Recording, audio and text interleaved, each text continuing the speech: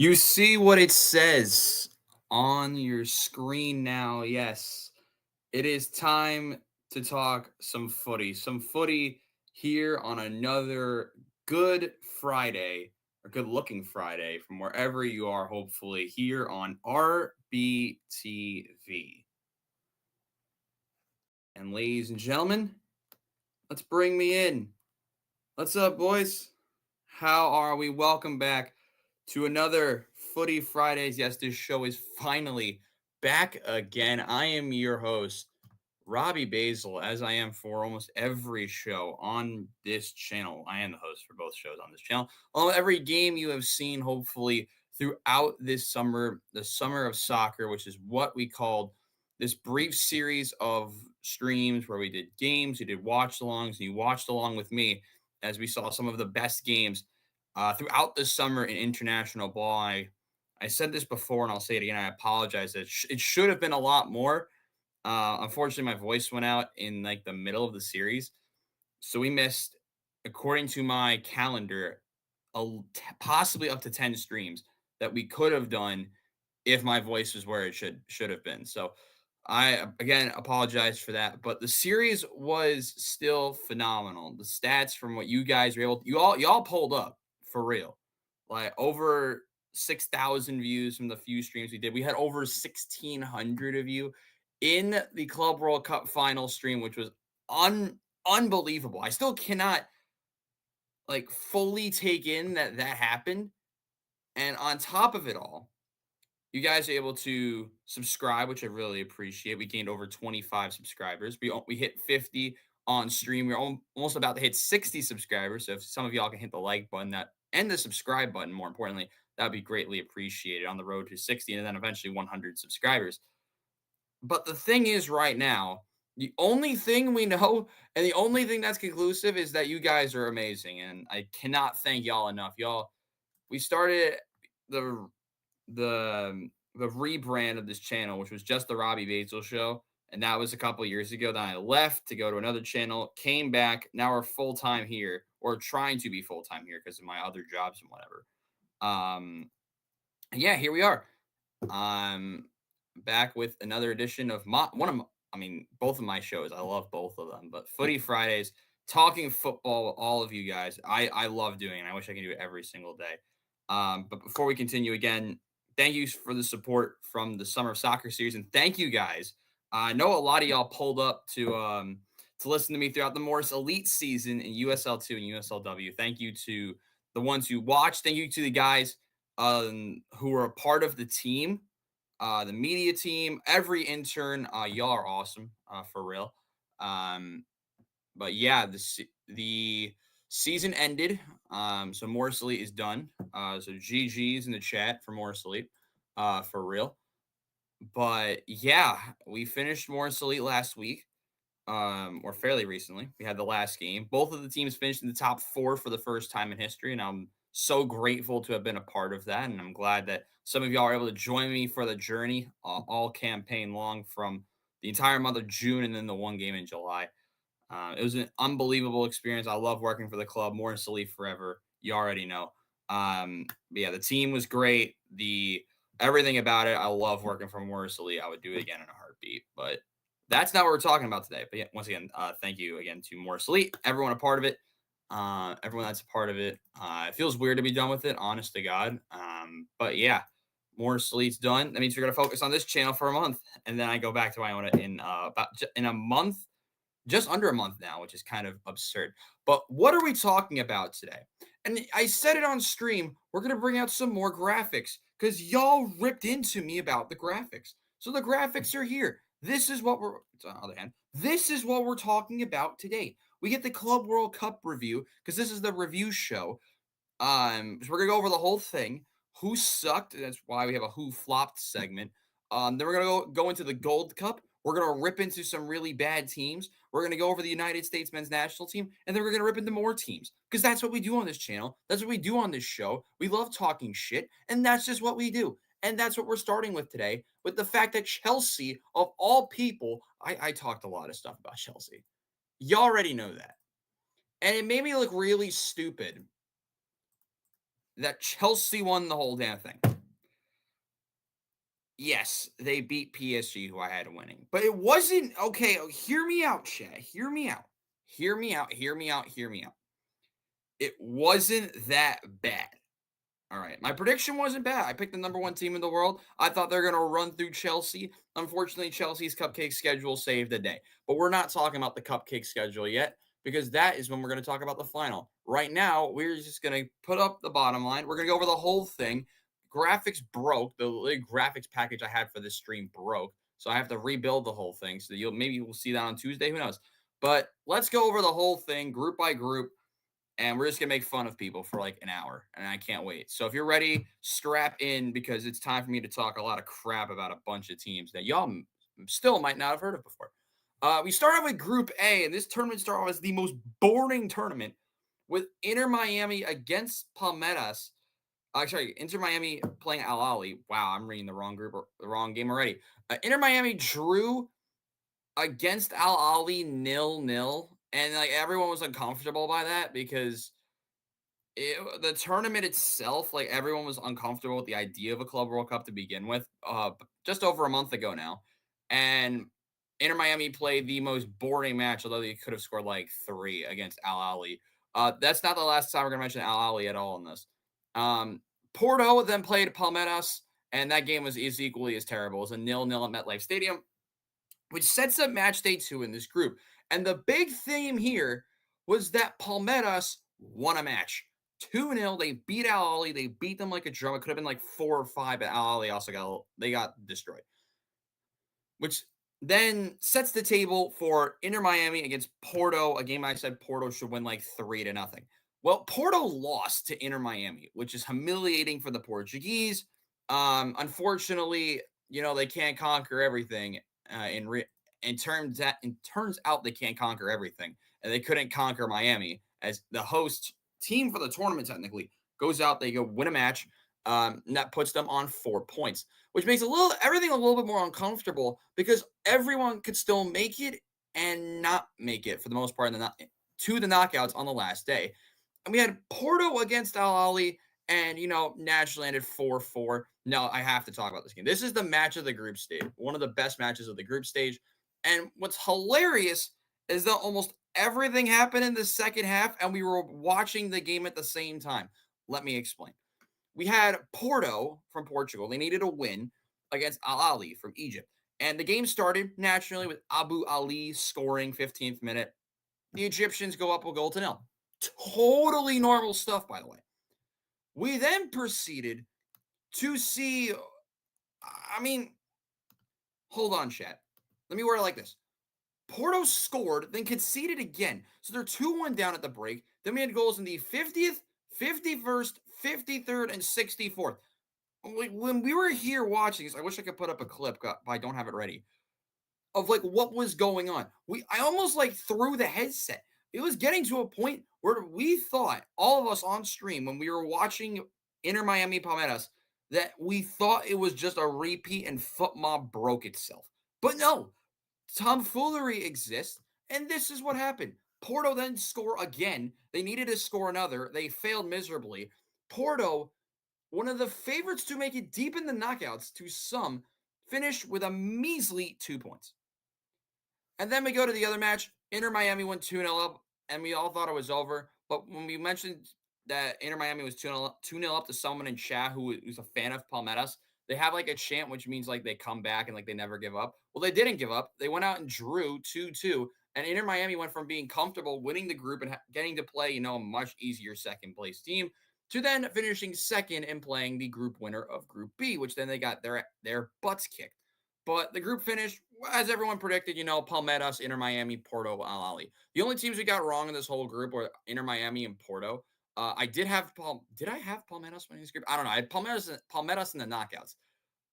I might have had Porto winning the group, which is really unfortunate. I know I had Inter Miami last, but natural stuff. Inter Miami goes to the knockouts. Palmeiras go to, which sets it up the table for Group B. And this is when the insanity started to occur.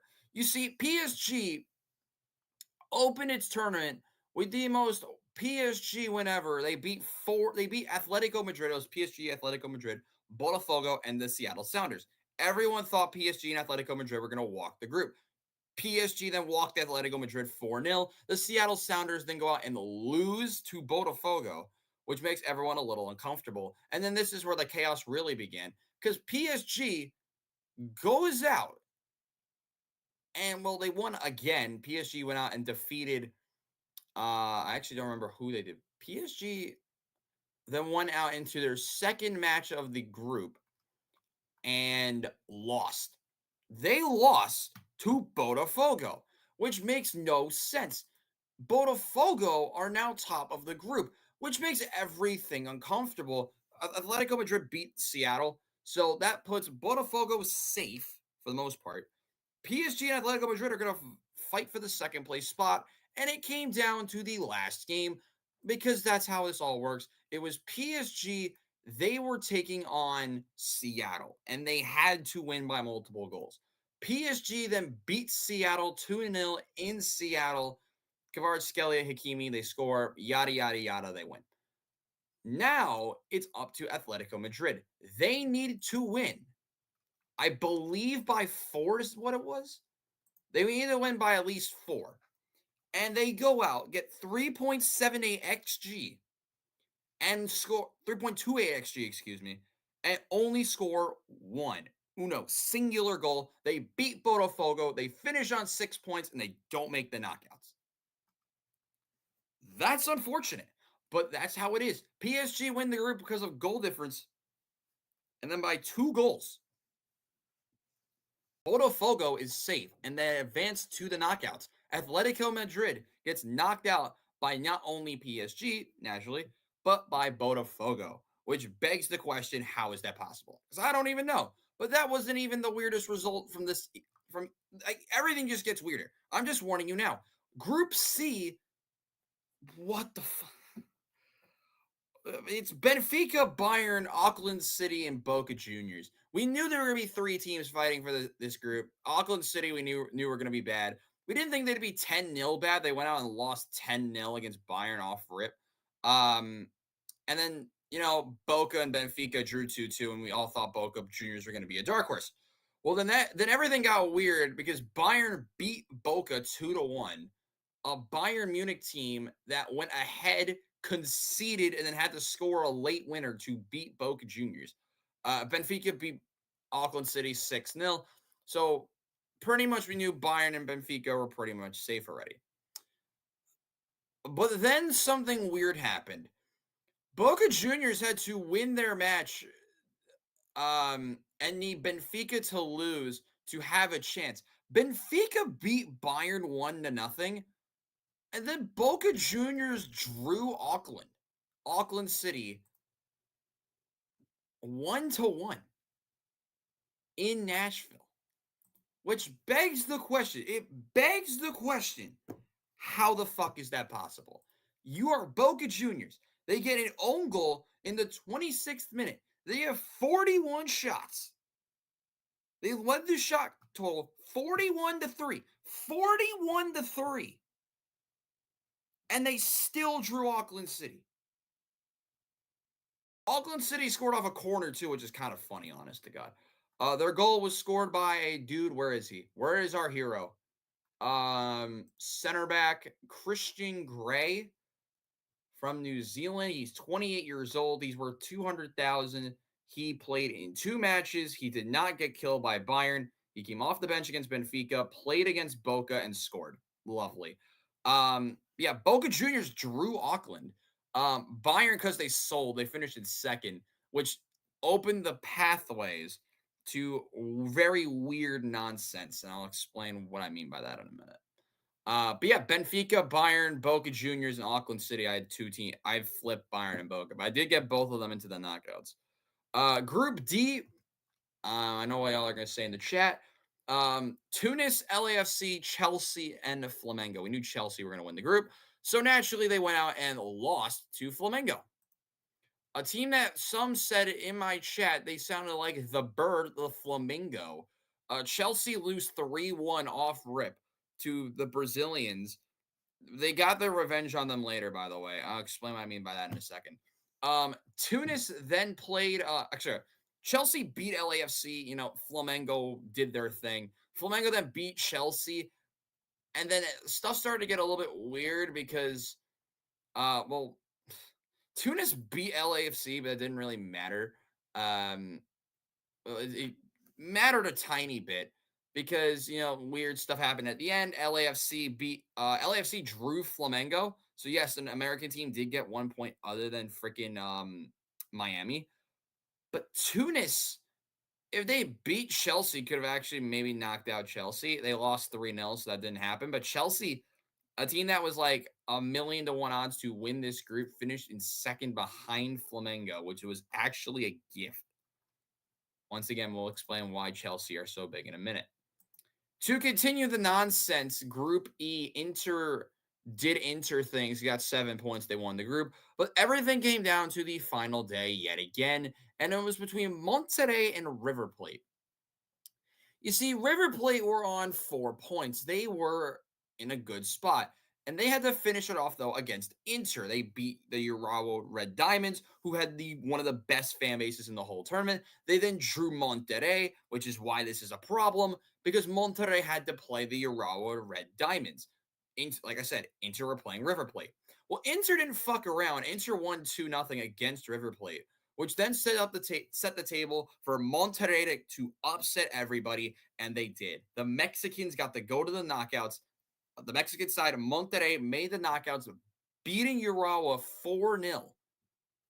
They actually had the best goal difference in the whole group. It's 5 points for the Mexican Stars. The big name team from Mexico. They just restarted the Apertura in the Mexican League. They actually lost that match. They lost 3-0. So who did they lose to? Pachuca. That makes sense. Also, rip Pachuca. They were supposed to be in this, but yeah, Pachuca getting their vengeance. Lovely. But yeah, Inter won the group. I mean, they drew Monterrey off rip, and then they beat Urawa in a very uncomfortable match. Inter went behind against Urawa, which I beg the question, what the fuck was happening? I was not there watching the game, but they needed a 78th and 92nd minute goal to beat Urawa, the Red Diamonds. Up the Red Diamonds. Though that was not my favorite story from the bottom half. My favorite story was the Mamelodi Sundowns from South Africa. They were amazing. They put up a very respectable result. They had a rain delay off rip, a thunder delay. They played Ulsan Hyundai from South Korea. They beat them 1-0. Fluminense and Dortmund drew each other in the most boring match ever that I was there for. Then the second match happened. It was Borussia Dortmund against the Mamelodi Sundowns. And yeah, Dortmund essentially almost completely folded to the South African Giants. And the fun part was this game was played at TQL Stadium in Cincinnati. Mamelodi Sundowns, they go up 1-0 early, courtesy of a goal from a dude named Roberto. Nemecha scores right afterwards. Things start to really kick off for real. Like, no joke. Things are kicking off. Then we had goals from Girassi, Joe Bellingham, and then Muru got an own goal. It was 4-1 after the hour mark. But then goals by Reiners and Mathiba. Mamelodi Sundowns made it 4-3, but it wasn't enough. Dortmund win their first Club World Cup match. They beat Mamelodi Sundowns 4-3. And on the flip side, Fluminense, like, it wasn't the easiest matchup for them either. They beat Ulsan Hyundai 4-2. 6-goal thrillers in all of these matches. I love that. But it set the table for Fluminense and Dortmund to battle who wins this group. And, well, it was Dortmund. Dortmund went out on the last day. They beat Ulsan Hyundai 1-0. Mamelodi Sundowns drew Fluminense to make the things even more uncomfortable. And that's how the group ended. Fluminense finished it behind Dortmund. Dortmund, Fluminense, Mamelodi Sundowns, and Ulsan Hyundai, exactly how I predicted it. Group G, wash. We're not really going to go over this one very much. It ended as it should have. Man City, Juventus, Ain, and Wydad Casablanca. I actually Wydad Casablanca finishing in third, which makes me feel terrible for that prediction. Rip Wydad Casablanca. But yeah, the Moroccans did not look good. They scored, how many goals did they score? 1. 2. Lovely. Losing to Al Ain is tough. Lost 2-1. Tough scenes. Ain and Wydad Casablanca were out in like really early, and then Man City beat Juventus 5-2. Then we had Group H. Real Madrid, Al Hilal, Salzburg, and Pachuca. This actually started very awkward for Real Madrid. You see, they went out and drew Al Hilal off rip. They then proceeded to beat Pachuca. Oh no, Pachuca. Who was that? Oh, Leon was the team. Yeah, Pachuca are here. They got 0 points. That's where the revenge thing really came from. Yeah, Real Madrid beat Pachuca and then beat Salzburg by a combined 6-1. Uncomfortable moment for Al Hilal. They drew Salzburg, so the Austrian Giants got 1 win, 1 draw, and then they just sucked against Real Madrid to set up our knockout table as this: Inter Fluminense, Man City, Al Hilal, Palmeiras and Botafogo, and Chelsea Benfica. That's one side of the draw, which is why I'm going to harp on how Chelsea won this whole thing. PSG Inter Miami, Flamengo Bayern, Real Madrid Juventus, and BVB against Monterrey. We're going to start with Inter, who everyone thought were going to run through this half and play. Well, they're going to run through Fluminense. They're going to play Man City, and all is good in the world. Well, that didn't happen because Fluminense went out and put up a stormer. Cano and then Hercules. I'm calling him Hercules because a Herculean effort by the Brazilians to not only go out and win, they won by multiple goals against Inter.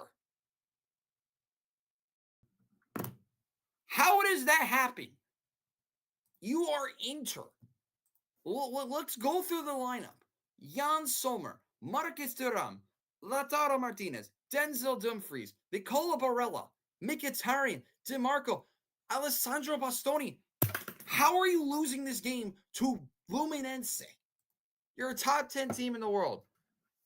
That's ridiculous. And it doesn't stop there because, Man City had to play Al Hilal, Saudi League. Everyone was expecting Man City to run through this. Naturally, this game goes to extra time because we love extra time here. We go to extra time. It's 2-2, chat. 2 goals to 2. I couldn't eat when I found out it was 2-2. I couldn't wrap my head around it. But yeah, Koulibaly scores in the 94th, and then this dude named Leonardo scores a brace. 112th minute winner after Phil Foden's equalizer to stun the citizens. Al Hilal against Fluminense quarterfinal. Makes total sense. On the Saturday, we got Palmeiras against Botafogo, an actually very good game that no one really talked about. This game was 0-0, went to extra time. We had a rain delay in there, I think, too. Paulinho, actually, no, this game was the one that didn't have a rain delay. Paulinho scored in the 100th minute. Then Palmeiras got a red card. Everything got a little bit weird. Botafogo couldn't score. Game ends 1-0. This was the game that had the rain delay.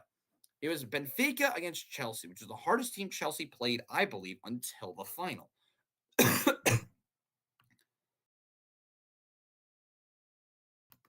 Sorry, I'm choking just like Benfica did. Chelsea played Benfica, and it was Reece James who opened the scoring. He's finally healthy. He's good to go.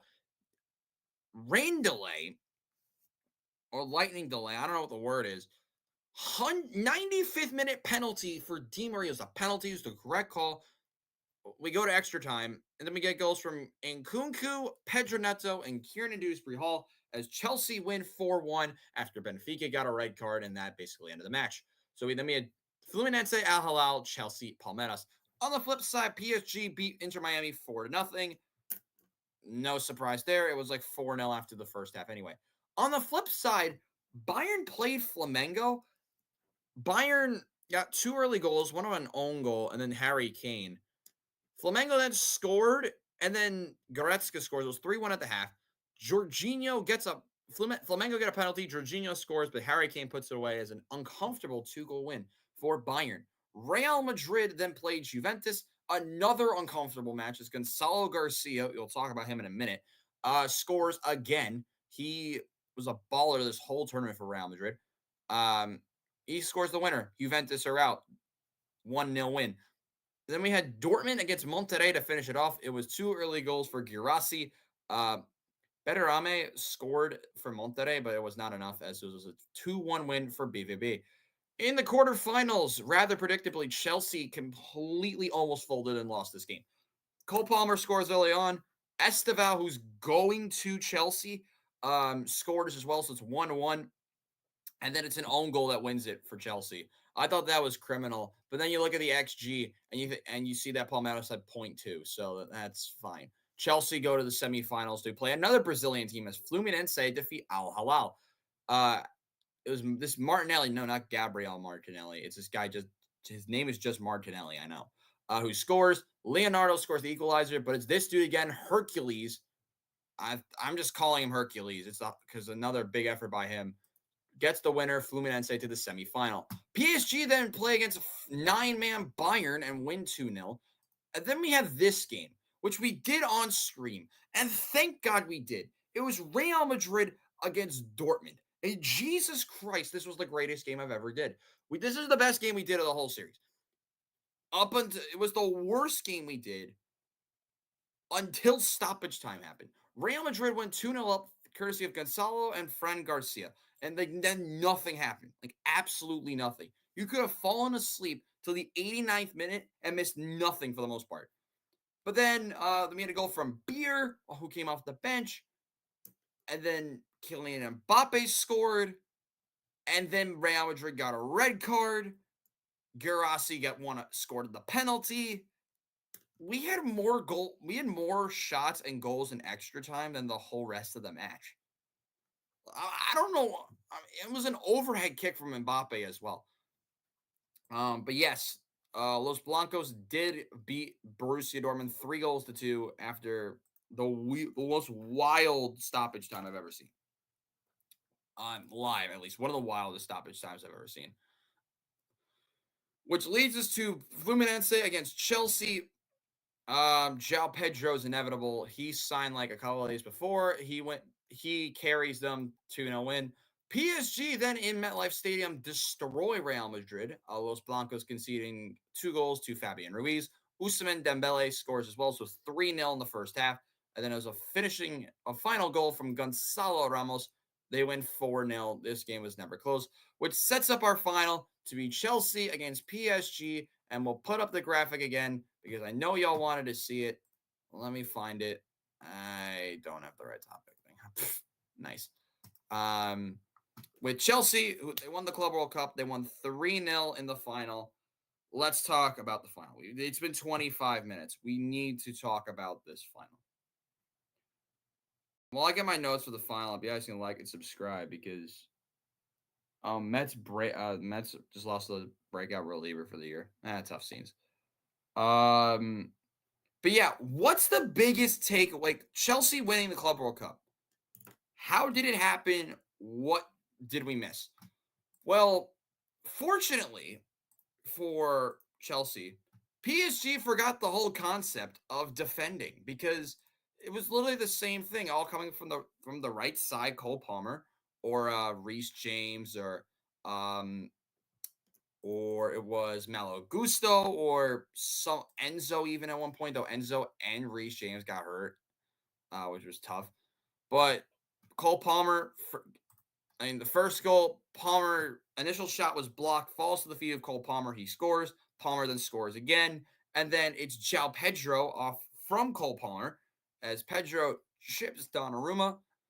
And that's all they needed. 3 goals in the first half. João Neves got a red card for pulling the hair of Cucurella, which we reacted to perfectly on stream. You can go back to this stream, which I wish I might link down below. You can go back to the most recent stream, not named this one, and watch the whole reaction back. PSG dominate possession, but only get 8 shots. Chelsea win 3-0. What's the significance? Am I going to overreact to Chelsea winning the Club World Cup? Absolutely not. They had the easiest path to winning the tournament. Losing to Flamengo was a blessing in disguise for them. They had to play the entire country of Brazil, it felt like at one point, other than Botafogo, which would have been really funny. But we look back at the bracket again, and they had a very easy group that they couldn't even win, with Tunis from Tunisia LAFC and Flamengo, which we all knew was going to be an easy group from the get-go. But then in the knockouts, the best team they played was probably Fluminense or Palmeiras. I wouldn't count Benfica here. But even Benfica, all three of those teams pushed Chelsea to their limit. Understand that. Benfica took them to extra time. 1-goal loss by Palmeiras. It was on an own goal. Fluminense played really well. I thought played all right against Chelsea in the semis, but it was João Pedro who stole the show playing against his former club. And then the final, when you have a better rested team, you're ready to go. And I think it was a thing that was more of a style fit for Enzo Maresca that just carved through the defense of Paris Saint-Germain. It was a walkover by Chelsea for the most part. They controlled the game from start to finish, the final, but their path to the final, they played no big team other than maybe Benfica.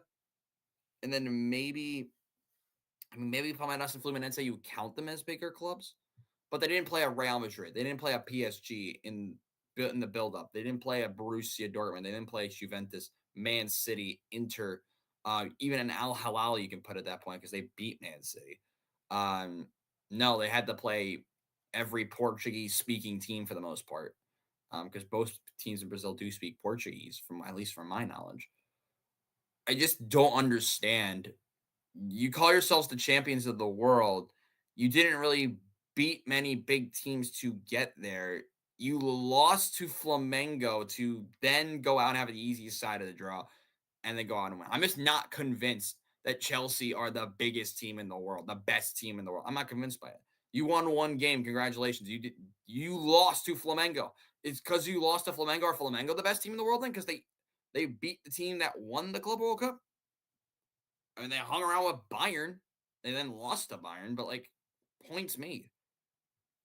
Chelsea won the tournament, but I don't think they were the best team there. No. The best team there on paper, because they had more significant wins, was PSG. They beat Atletico Madrid 4-0. They beat Real Madrid 4-0. They beat Bayern eventually. They won 2-0 against Bayern.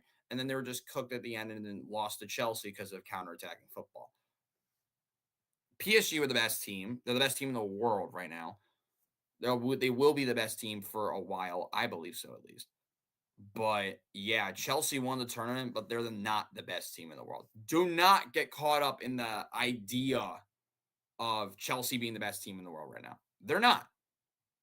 Did they go out and play many big teams on the way to the final? No. If they beat another big team from Europe on the way to the final, a Real Madrid, Bayern, that type of team, then I would say, yes, Chelsea's the best team in the world right now. But they just won the Conference League. And they didn't be a big team to win that either. So, I mean, they beat Real Betis, but they're not like a big club in comparison to them. So it's 2 trophies, yes, from Chelsea, 2 major trophies from them this year.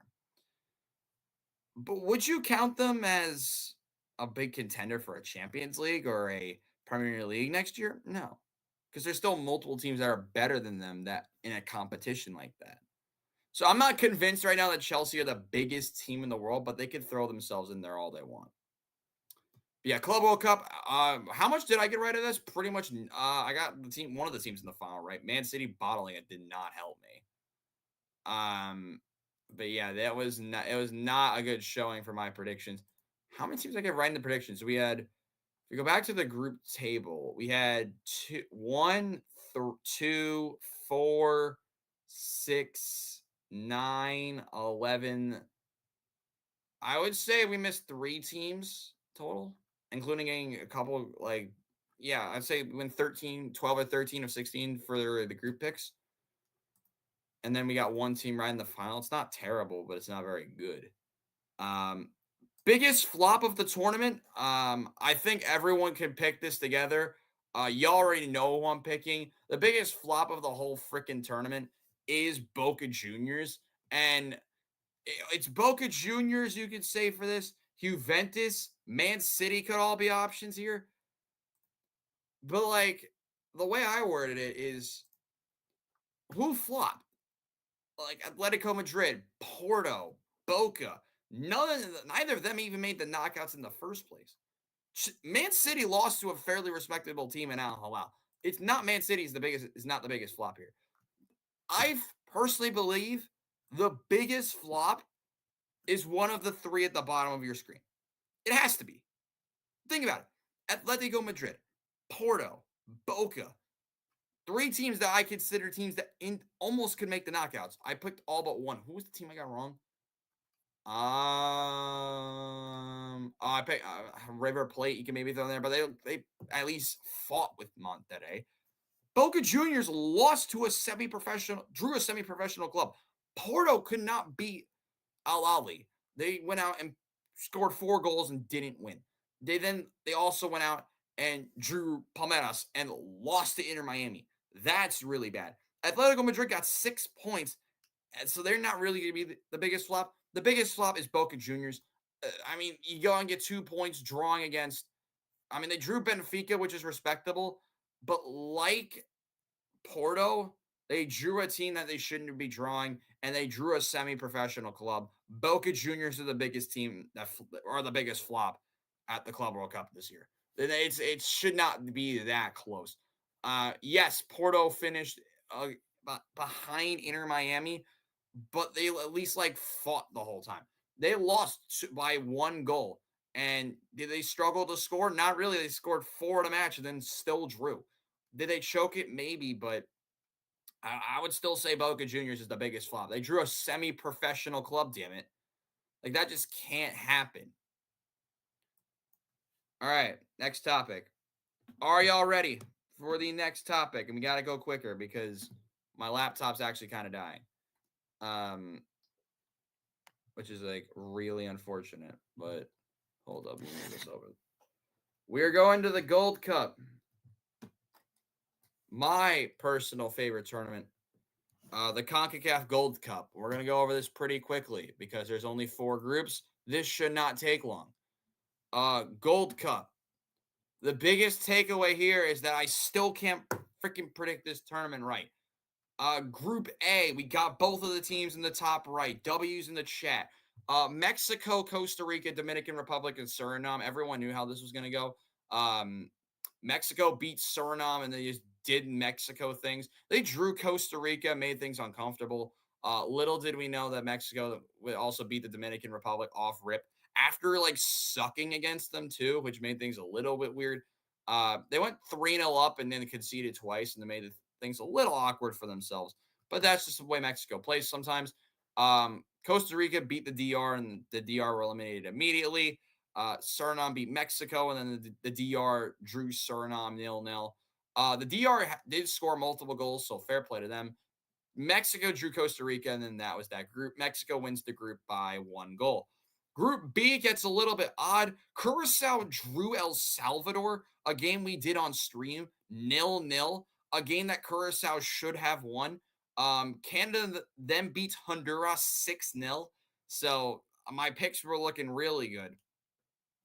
Things only got weirder with Honduras then beating El Salvador. That's not the weird thing. Canada gets super lucky because Curacao had not 1, not 2, but 3 goals disallowed against Canada. And Curacao drew 1-1. They scored a late equalizer. They should have scored way earlier. Freaking VAR didn't get in the way. Which sets the table for Canada